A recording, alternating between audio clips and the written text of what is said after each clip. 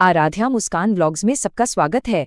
आज हम लोग एक ऐसे केस की गहराइयों में उतरेंगे जो सीधा सुप्रीम कोर्ट तक जा पहुंचा। ये कहानी है मुद्दाम राजू यादव बनाम बी राजा शंकर की। देखने में तो ये एक सिंपल प्रॉपर्टी डील लगती है, लेकिन इसके पर्दे के पीछे एक बिल्कुल अलग ही सच छुपा हुआ था। तो सवाल ये है कि क्या ये एक साफ सुथरा जमीनी सौदा था या फिर एक सोची समझी चाल, एक कर्ज का जाल? चलिए इसकी पड़ताल करते हैं।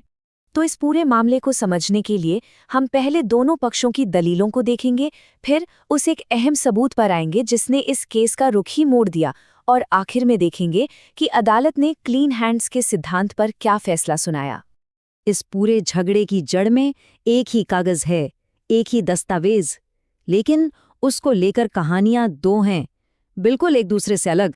एक तरफ हैं वादी जिनका साफ कहना था कि भाई ये 13 लाख रुपए में एक घर बेचने का सीधा साधा सौदा है, और दूसरी तरफ प्रतिवादी ने इस बात को सिरे से नकार दिया। उनका कहना था कि ये अग्रीमेंट तो बस एक दिखावा है, असल में तो मामला 6 लाख के लोन का था और ये कागज बस उसकी सिक्योरिटी के लिए बनवाया गया था। आइए पहले वादी यानी प्लेंटिफ की तरफ की कहानी सुनते हैं। शुरू में देखने पर उनका केस काफी आसान और मजबूत दिख रहा था। यही थी वो रकम, रंगारेड्डी जिले के उस घर के लिए कुल 13 लाख रुपए तय हुए थे, और प्लेंटिफ मुद्दाईम राजू यादव ने इस 13 लाख में से 6 लाख रुपए एडवांस के तौर पर दे भी दिए थे। मतलब लगभग आधा पेमेंट हो चुका था। और सबसे बड़ी बात, इसका एक प्रॉपर रजिस्टर्ड एग्रीमेंट बनाया गया था जिसे एग्जिबिट A1 का नाम दिया गया। अब जब कागजात रजिस्टर्ड हों तो उनकी कानूनी हैसियत बढ़ जाती है।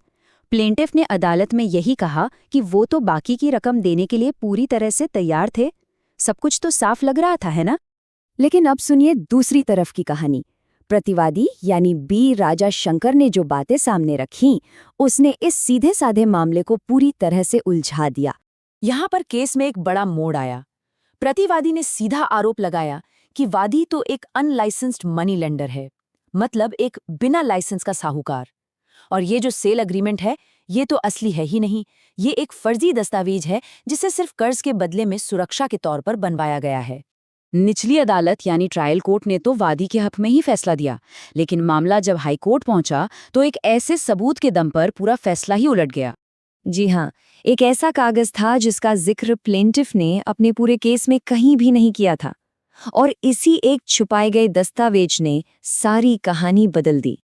ये दस्तावेज था एक मेमोरेंडम ऑफ अंडरस्टैंडिंग, जिसे हम MO कहते हैं, और इसकी डिटेल्स कमाल की थीं।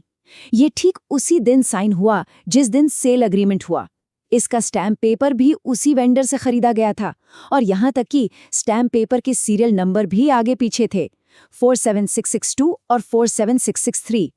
इतना ही नहीं, दोनों डॉक्यूमेंट्स के गवाह तक सेम थे। और सबसे अहम बात, इस MUO में साफ साफ लोन की बात लिखी हुई थी। अब इसके बाद शक की कोई गुंजाइश ही नहीं बची थी। इस MOU के सामने आते ही अदालत ने कानून के एक बहुत ही बुनियादी और शक्तिशाली सिद्धांत का इस्तेमाल किया। इसे कहते हैं क्लीन हैंड्स डॉक्ट्रिन, यानी साफ हाथों का सिद्धांत। कानून कहता है कि अगर आप न्याय के मंदिर में इंसाफ मांगने आए हैं तो आपको भी पूरी सच्चाई और ईमानदारी के साथ आना होगा। आप अदालत से कुछ भी, खास करके जरूरी तथ्य, छुपा नहीं सकते। और सुप्रीम कोर्ट ने साफ शब्दों में यही कहा कि प्लेंटिफ ने जरूरी दस्तावेज यानी MOU को छुपाकर अदालत के सामने साफ हाथों से नहीं आए, इसलिए वो अदालत से किसी भी तरह की राहत पाने के हकदार नहीं हैं। तो आखिर में नतीजा ये निकला कि हाई कोर्ट और सुप्रीम कोर्ट दोनों एक ही बात पर सहमत हुए। प्लेंटिफ ने सच्चाई को पूरी तरह से सामने नहीं रखा, इसलिए उनका मुकदमा खारिज कर दिया गया। एक छुपाया गया सच उनकी हार की वजह बन गया। तो ये केस हम सबको एक बहुत अहम सवाल पर सोचने के लिए मजबूर करता है। चाहे बिजनेस हो या निजी मामले, पूरी पारदर्शिता यानी ट्रांसपेरेंसी रखना कितना जरूरी है। इस विषय पर अपने विचार कमेंट्स में जरूर साझा करें। ऐसे ही और लीगल विश्लेषण के लिए आराध्या मुस्कान व्लॉग्स को सब्सक्राइब करना ना भूलें। धन्यवाद।